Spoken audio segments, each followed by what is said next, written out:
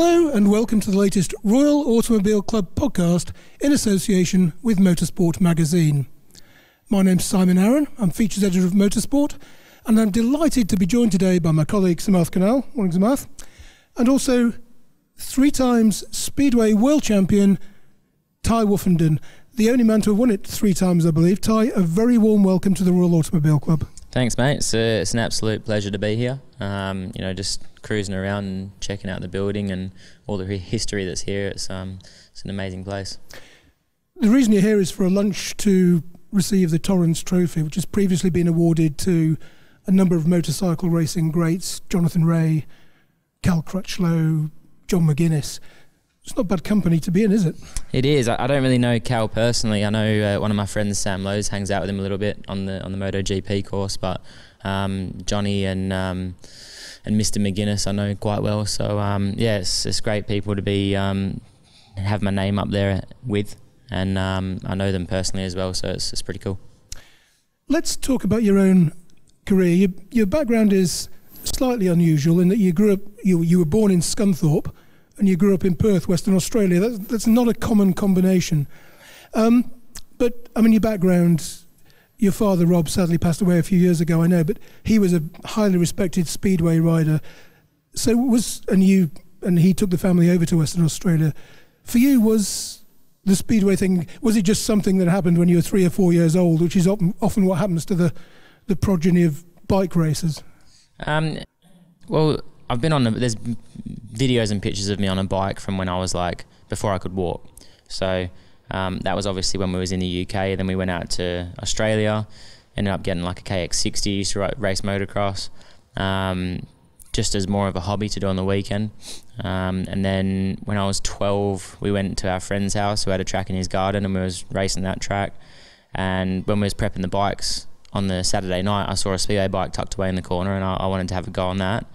And my dad goes, I never knew that my dad raced at that point. So my dad was like, oh, we can't really afford to have both bikes. You'd have to sell your motocross bike, and if you want to try that. So I was like, yeah, sweet. So I sold the motocross bike and got a Speedway bike, and that was the start of it. Just went to the local track and did a practice day. And a week later, after we got the bike, there was one of the rounds of the Australian Under-16 Championship, and they were short a couple of riders. So they said, you know, if you can do a start, then we'll put you in the event. So the first start, I stalled it, and then the second one I stalled it, third one I was away, and they was like, yeah, sweet, you're in. So that was my first event when I was that would have been 2002, I would say. You see, you weren't aware growing up that your father had been a Speedway rider? No. How the hell did he keep that quiet? Or was it a deliberate effort on his part to kind of I don't know. shield you from the sport? It just never got spoke about. I didn't even when I was racing the 125s in the junior Speedway in Australia, I never really knew that, what he did. I just knew him as a guy that sold cars because he had a car yard. So that was my dad's job. Never knew any of the motorcycling background. So I didn't actually realise until we came to Europe, and a first year in Europe, and everyone's like, oh, you know, you just like your dad and you got the same style as him. And I was like, what do you mean? And they was like, oh yeah, he used to race. And I was like, my dad used to race. And then I started asking questions, and they started explaining. So it was a strange one. And what for you was the particular appeal of Speedway? I mean, what have you got? The Grand Prix bikes have got, what, 500 brake horsepower? Something like that? No, they're 500cc. 500cc, sorry. Yeah, so they've got 77 horsepower. Oh, sorry, but I do apologise. The bike weighs 77 kilograms, so it's 1 kilogram per horse. So the power to weight ratio is quite extraordinary. There's noted that they accelerate faster than a Formula One, so they're pretty quick. But it's just an exciting sport. Do you know what I mean? It's one of the only sports you can sit there and watch the whole race, like one of the motorcycling sports or racing sports in general. You know, you can sit in the grandstand, watch every race all night, which I think is a plus when you want to go. Because if I go to watch an event, I always watch it from home. Not a Speedway event, like a other motorsporting event, because I get to see the whole race. I wouldn't want to fly to Valencia to watch MotoGP, and you go all that way to watch them come past you once and go around the corner. So that's what makes Speedway so exciting, and that's why so many people love it. And it is, I mean, it's popular in this country. I think 50,000 people watch the British Grand Prix in this country.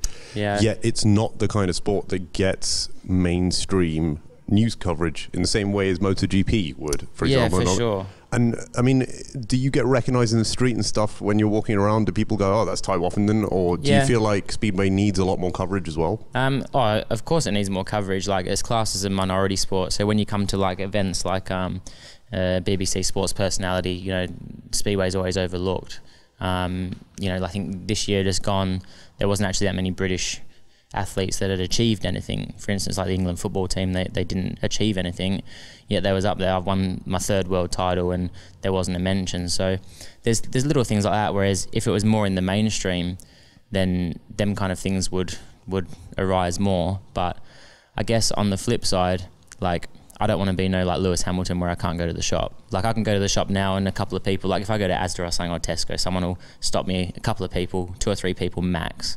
3 people max, 2 people pretty much every time I go, and I'll sit down and have a couple of minutes conversation with them, and they'll ask, you know, what are you doing here? Like, just at like local food stores, and you know, that's kind of nice. I can deal with that.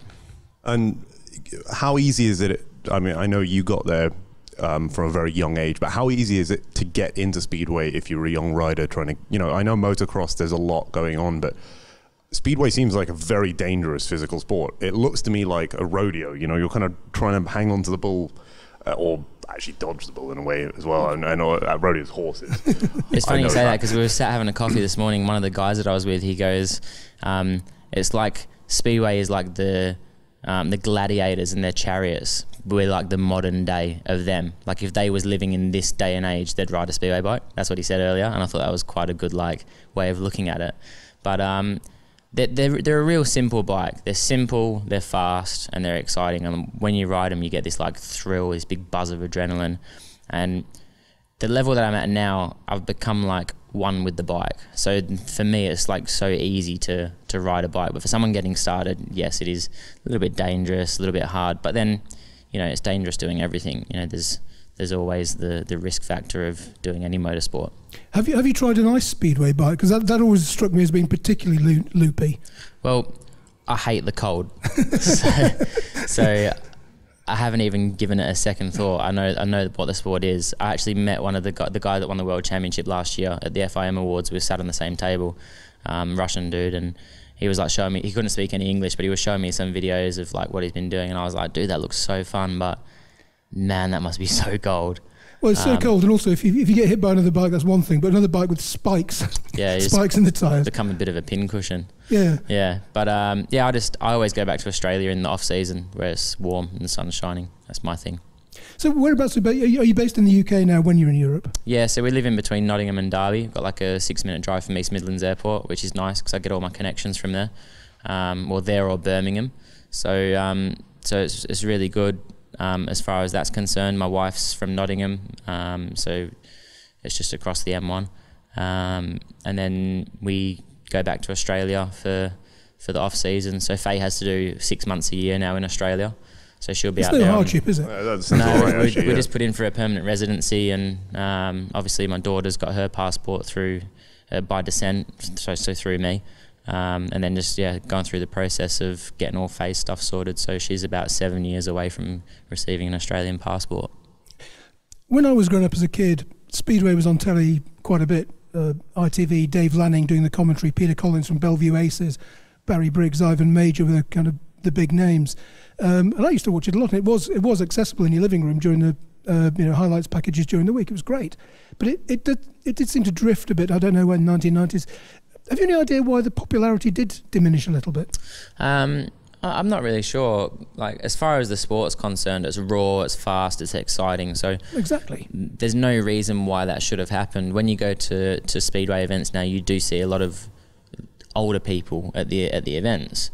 There's not really, there's not that many like 15 to 20-year-olds. Where an event like that, where it's busy and they're serving beer and all that sort of thing, you want it to be full of them sort of people, because they're your next generation of. Well, also they're also the riders of that generation as well. Yeah, for sure. So I don't know. I think it's probably in the UK. I think it's more a lack of not having a barrier working for Speedway that knows 100% this is what we need to do to make it successful.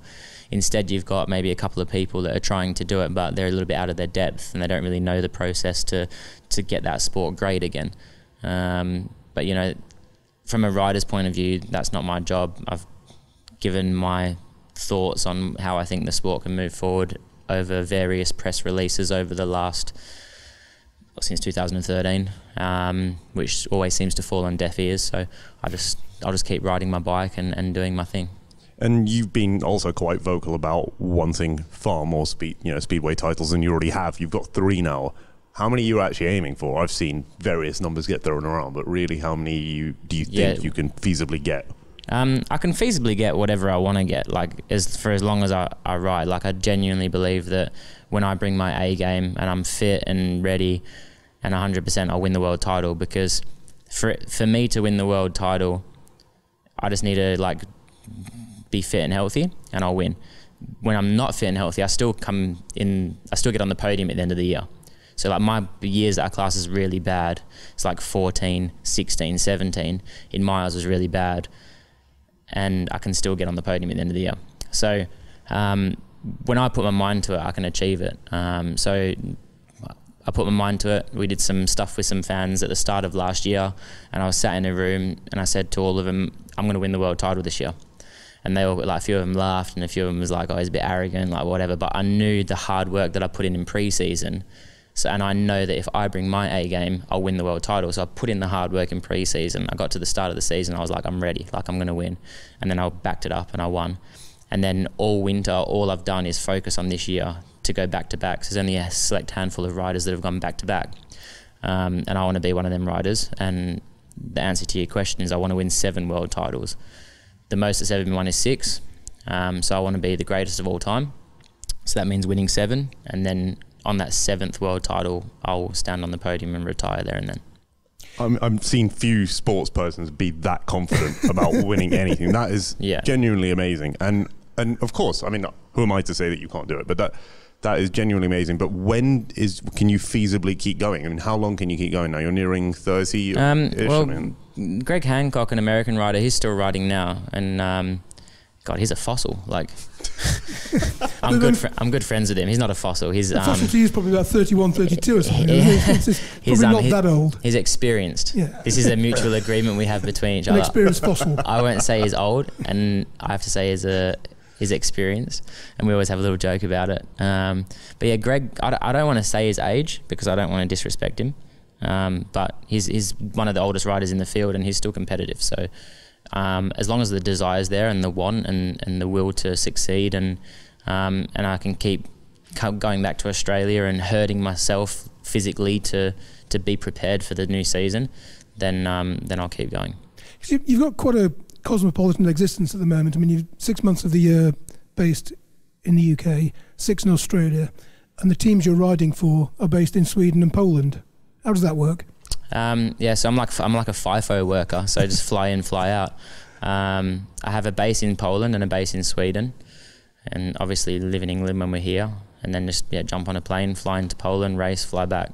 So it's quite straightforward. I race Poland every Sunday, Sweden every Tuesday, from April to the end of October, and the Grand Prix are pretty much every fortnight with a little break in the middle of the season.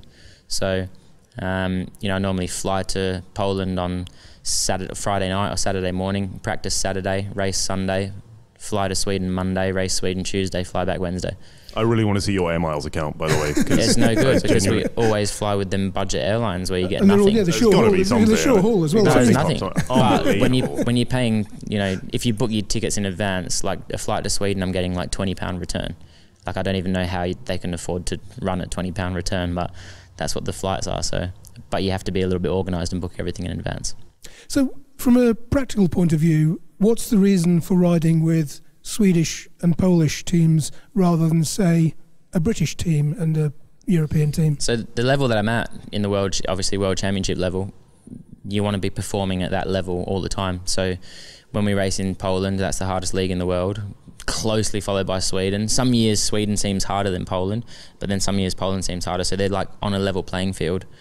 You look at the teams and you're like, man, like you can't look it through the team and find one weak rider. They're normally like all strong. So, you know, to race at that top level, you need to be performing against them top athletes on a daily basis to keep that level of intensity there for when you get to the World Championship. And how far behind that level is Britain at the moment?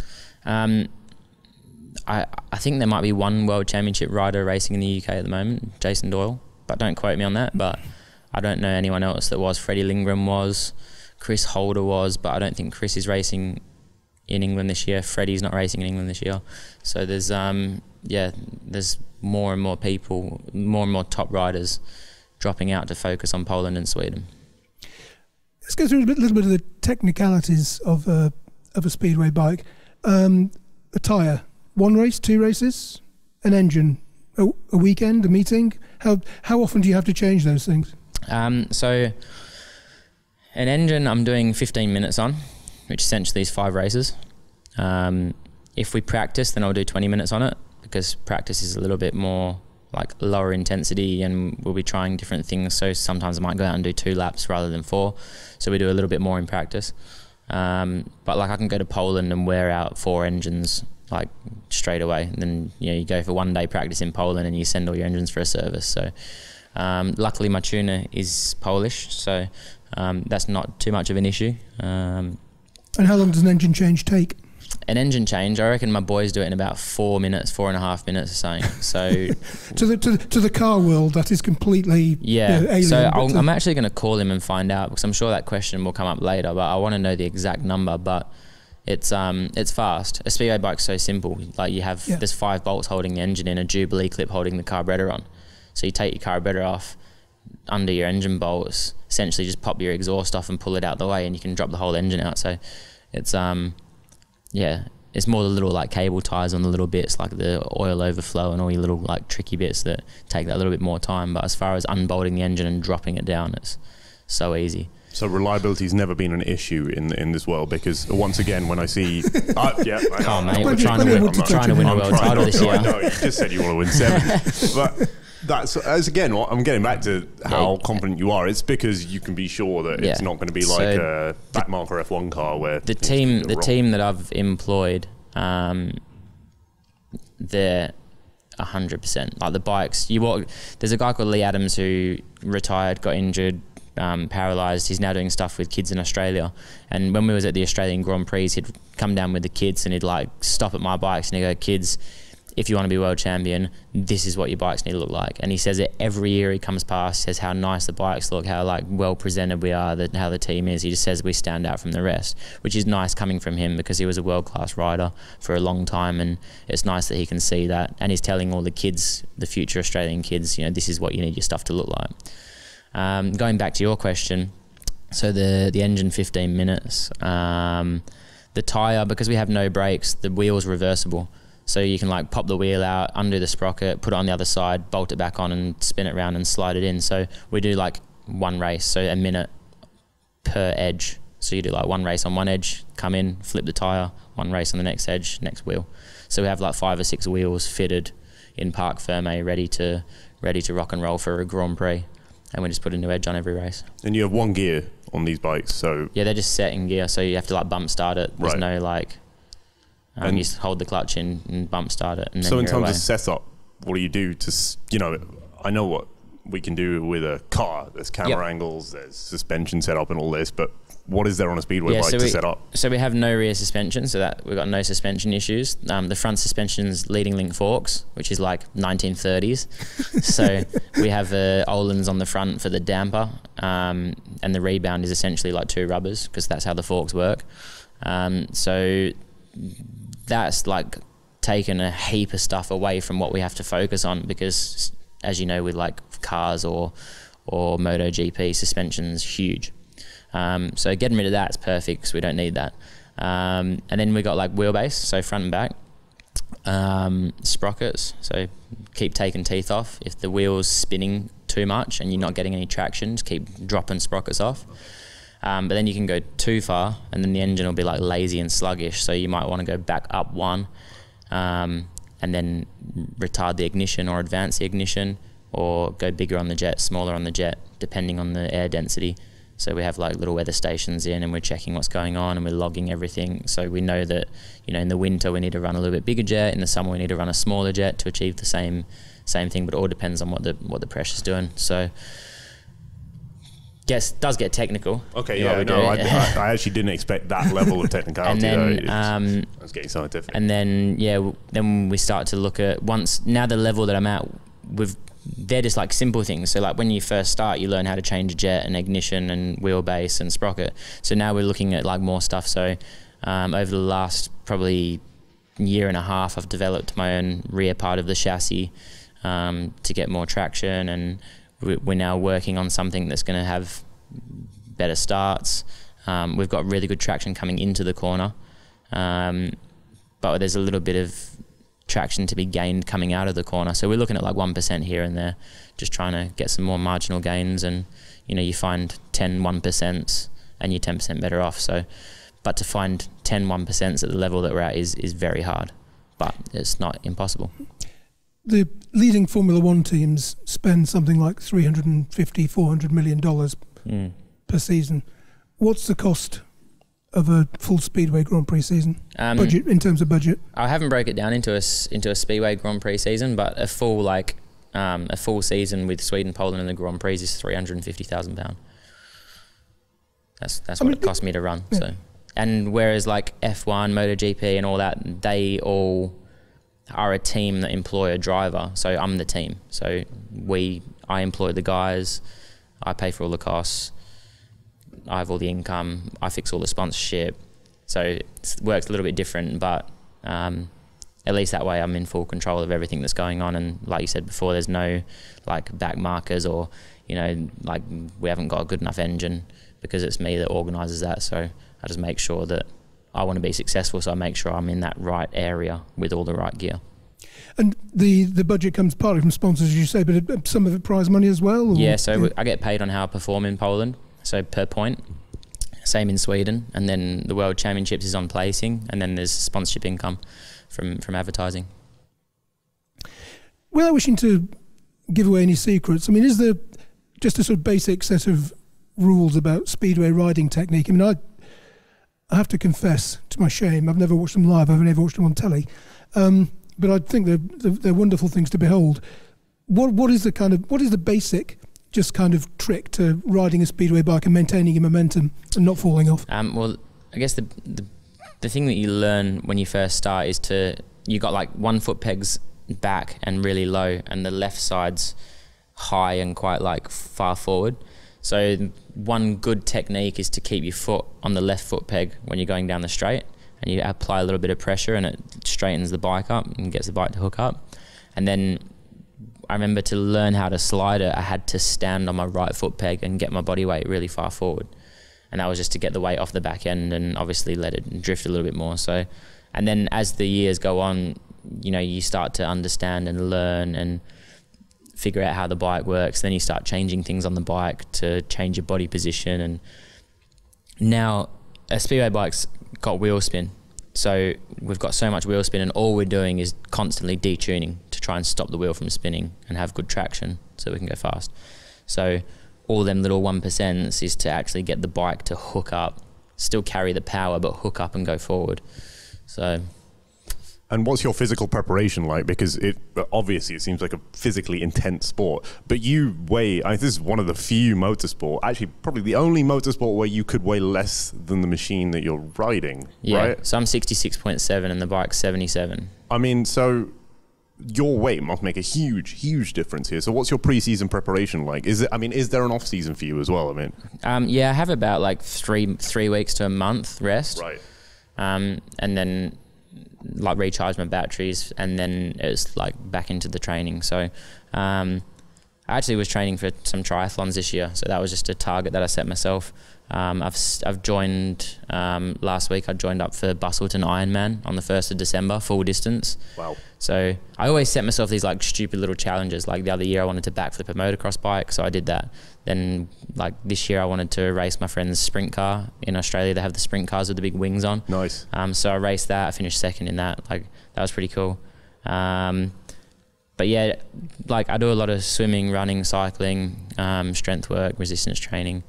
And then as the winter starts, then it's a lot more endurance stuff. And then as we get closer to the season, it's a lot more high intensity stuff. And what's your resting heart rate at now? My resting heart rate? It must, because it's going to put me to shame, I think, this. It's only going to put me to shame. Yeah, we sit in an office all day. I would say it's about 38. Yeah, okay, wow. Yeah. So that shows what you need to do to be at the top level of speedway. Well, to get your resting heart rate down to 38, like, it's some pretty serious training. Yeah, great. Yeah. And are the other riders on the same level as you in terms of fitness? I don't know. You don't know? Like, it's not really public with the thing. So you might see a lot of riders that have like a natural body type of being skinny. Okay. But that isn't me. Like, I've always struggled with my weight. So for me to be at 66.7 kilos now, it's the lightest I've ever been before a season. I'm the fittest I've ever been before a season. My results on a DEXA scan are the best they've ever been. My resting heart rate's the best it's ever been. VO2 max is the best it's ever been. So when I say I'm ready to win the world title this year, like, I'm 100% ready. I'm like levels above what I've ever been. So I'm like really looking forward to this year. Can I just ask about the racing your friend's sprint car in Oz? Did you find the transition complete? I mean, what you do gives you a fantastic, I mean, you must have fantastic natural balance to be able to do what you do. And yeah, it's even easier when I got 4 wheels. Well, I was going to say, I mean, did it seem quite easy? Did it feel like a very comfortable switch? Yeah, everything translated. So it was like everything that I'd do on a speedway bike, as far as the track craft, you know, going into the corner here, like passing people, doing a cutback and going up the inside of them and chopping away from them and like chopping the nose off as I run up to the fence. All that sort of stuff was the same. The only thing that took me a couple of laps to get used to is the wing. So like normally, like say if this is your track here, oh hang on, I'm gonna, which way? Yeah. Say if that's your track there, normally I'd like turn here on a speedway bike and I'd drift into the corner and like go up to mid-track, but because we're drifting so far, you turn a little bit earlier. But with the car, you come down the straight and you aim for the fence and you wait till you're about 3 meters before the fence and then you just turn. So you're like driving this car flat out, like you got over 600 horsepower and you flat out straight for this wall, and you think like it's hard to tell your brain to keep going straight and aim for that wall, because if it didn't turn, obviously you're gonna have the hugest crash ever. And then you get to like 2 meters away from the fence and you just give it a little flick of the steering wheel and the front wing grabs and then the top one grabs and it just rails around the fence, and it's like the most unbelievable feeling. But the first time I went out on practice, I like came down the straight, turned and put the car on the center green, because I turned where I'd turn a speedway bike and the wing took over and like pushed it to the center green. So that was pretty funny when I did that. But as far as everything else, it translated. I finished second anyway. And I don't want to be that guy to say it, but if I had one more lap, I would have won. Like it was so frustrating. And then like I'm telling people, man, if I had one more lap, and they're like, oh, you're that guy. And I'm like, no, I'm legit. Like if I had one more lap, I would have won my first like sprint car event that I'd raced in. So yeah, it was a good evening. I realise your schedule's kind of pretty busy with all the stuff you're doing on a bike, but I mean, would you fancy having a go at cars again in the longer term if time's available? Oh, 100%. Like I'm the kind of person that when I want something, I'll just go get it. So it's really hard for my like wife to buy me presents. And I said, all I want to do is I want to go in a rally car. So it doesn't have to be a sprint car. Like the rule is, with age becomes a cage. So I'm sure that if I get the opportunity, I'll be able to transition over. But yeah, I'm so set on doing a rally, because like she sees how I drive our car. Like we got a Mercedes like that we drive around on a day-to-day basis, and she sees how I drive that through the back lanes when it's dark. So yeah, she's like, man, you need to go on a track. And I was like, yeah, that's like what you can sort me. But she's obviously, because I've grown up riding bikes and my limits are so different to anyone else's, like to not just on a personal point of view. So like when I come to like, if you go on holiday and you get to go on a quad or something, like they go really slow, you have to ride in single file, you can't like do jumps, there's all these different like things. So I said like, I want to go on a rally car or a rallycross car, and I don't want anyone sat there telling me I can and can't do something. I just want to go, and that's the hardest part, because she could probably fix me a rally day, but I'm going to have someone in the seat going, yeah, you need to slow down, like you can only like, I just want to go and let rip. It feels like Rallycross is your I was going to say Rallycross, 600 odd brake horsepower, no co-driver nagging in. I'm not just saying that because of your hat. I was genuinely a thing that you could. No problem with plugging Monster. Monster's the main plug. Yeah, we all drink that here. No, but I mean, back to bikes. In terms of riding a motorcycle day to day, do you do that, or is it too dangerous? No. So I've had a few friends like die on road bikes on the road. So I've vouched to never ride on the road. Not on I wouldn't want to put myself on a road bike anyway. Maybe like a Harley or something, Harley Davidson, just to have that like cruise factor. But it's more the fact like the other idiots on the road. Yeah. But that's why if I was going to go on the road, I would ride a Harley and not a road bike, because if I rode a road bike, I'd probably kill myself. Like, I just have that need for speed. Like, I always want to be going fast. So. And we're talking to a speedway rider here. I mean, that is incredibly dangerous, surely. I mean, how many injuries have you got through your career? I've been pretty good, to be fair. I've only like done my tib, fib, both my arms, my hand, my fingers, collarbone 8 times. Do you get a tattoo for every injury? No. So but like, I've been lucky, like they're not big ones, like they're not like back, like femur, like they're the ones that really like mess you up and slow people down. So, yeah. MotoGP riders, if they fracture an ankle or something, they're normally back on the bike 10 minutes later. I mean, if you have done a tib or a fib, or I mean, how long does it take before you can get back on the bike, or are you able to ride with a certain degree of injury? Yeah, depending on which leg it would be. So like, if it was your right tib and fib, that's the footrest that you stand on, so you got a lot of pressure through that, so that would be hard. You probably wouldn't be able to ride on the right, but on the left you don't really use it, so you could probably get away with like 3 weeks if it was like screwed and plated. Doctors always tell you 6 to 12 weeks. Like, that's just to cover their ass so they don't like have any issues in the future. So if a doctor tells you like 6 to 12 weeks, you normally half it. Like, that's the rule of thumb. That's a speedway rule. Or your rule? Well, that's probably an athlete rule. Okay, I double it. Like a car racer or a motorcyclist, or like, you're normally half what they say. So I broke my collarbone in 2013 and raced to the next round of the World Championships 2 weeks later. So it's... Just with painkillers? Nah, because we're on WADA anti-doping, so you can only really take paracetamol, and broken collarbone, so paracetamol don't really do anything. So you just have to grin and bear it? Yeah, just man up a little bit. And then I broke it again the second last round. I crashed again and broke it again in my first race, and I continued racing that night. Wow. I mean, and in terms of Poland being a huge scene for this, do you see a big difference between the different kind of stadia that you race at? Or is there a big surface difference, and then do you have to calculate for that? Or is it pretty simple? Okay. No, yeah. So like, we've tried data logging, but data logging is really hard because we haven't got like tarmac, hot, cold, or wet and dry. Right. We have like different material in Poland, different in Sweden, different in England, different in the Grand Prix, indoor World Championship rounds. They bring in a different dirt which has more stones in it. You go to Slovenia, it's really stony and sandy and not much like clay or shale. So the tracks do change everywhere you go. Even in Poland, like from one Sunday to the next is different. And then depending on how much sun there is as to how dry it gets. If they water it, if it's got stones and they drag it from the outside to the inside, then it's like riding on marbles. So the track's evolving every 5 minutes, every 2 minutes. So you constantly see a rider like do the race, come back to the look over the fence, watch the track grade. Are they watering? And you're trying to set the bike up based on what you're seeing from over the fence. What's the most challenging kind of scenario that you've ever raced in, and do you remember a particular race where you really struggled with the surface? Yeah, so last year in Slovenia, it was my worst score in my career ever. Like even in league racing, I got 5 points, my worst score was 8 leading up to that event. And I got 5, and just a track that I can't figure out. Like I can be fast everywhere all year, and then I'll go there and like struggle to make the semi-final. Don't know why.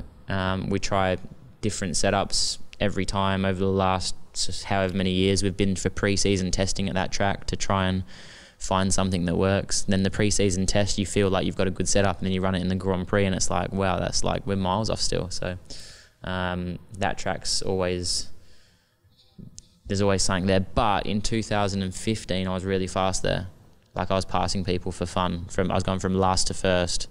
Couldn't get out the start, but yeah, last to first and passing people like they were stood still. So In the car world, drivers often talk about a favourite track, whether it's Spa or Cadwell Park, wherever it might be.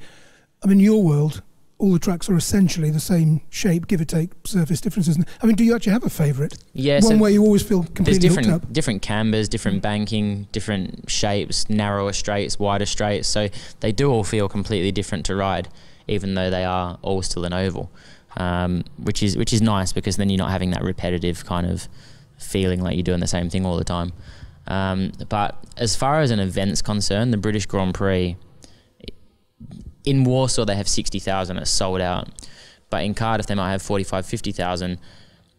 Stadium's not sold out, but the atmosphere is twice as good.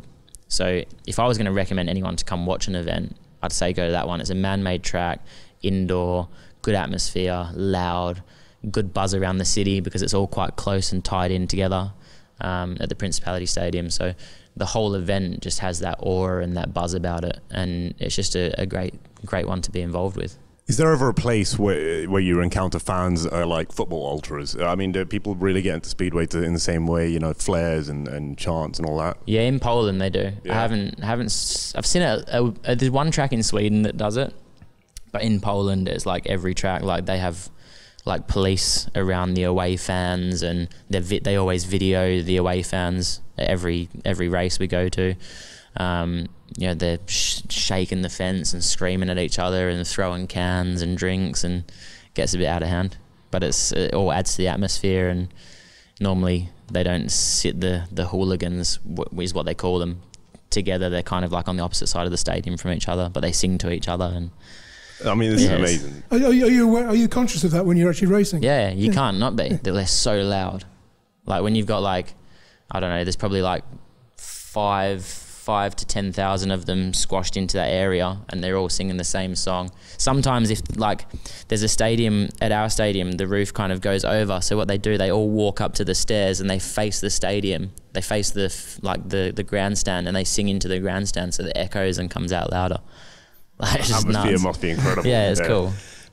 Tai, it's been a real pleasure and a privilege to have you here this morning. Thank you ever so much for joining us, but we are now out of time. So I'll say thank you all for tuning in to this latest Royal Automobile Club podcast in association with Motorsport Magazine, and we look forward to seeing you again next time. Thank you very much. Cheers, mate.